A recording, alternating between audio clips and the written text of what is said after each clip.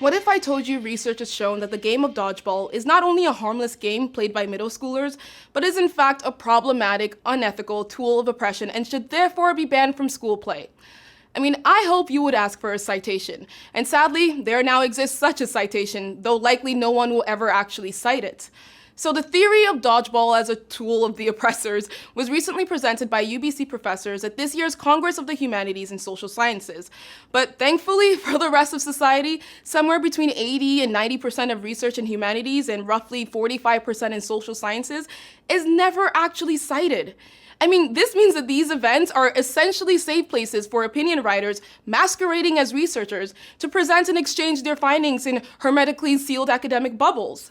But returning to this very real and pressing issue for a moment, the moral problem of dodgeball was presented by UBC professor in educational studies David Burns and was summarized as encouraging students to aggressively single others out for dominance and to enjoy that exclusion and dominance as a victory.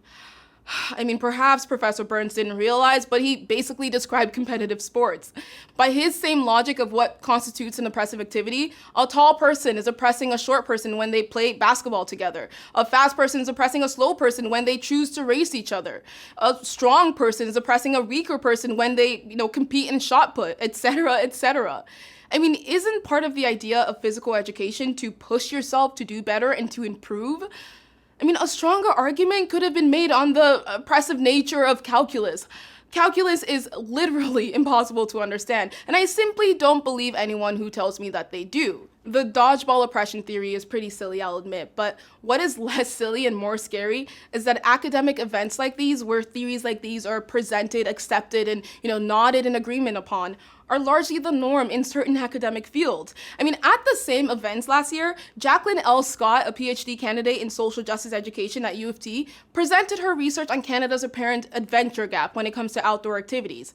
So she argued, one needs to look at how skiing is racialized as a white space where Black people are out of place. And as skiing takes place outdoors in winter, the season and the landscape are also racialized. Thus, Black women who ski face a triple racialization due to their perception of race, the landscape, and the activity. I mean, did we really expect anything less from someone with a degree in social justice education?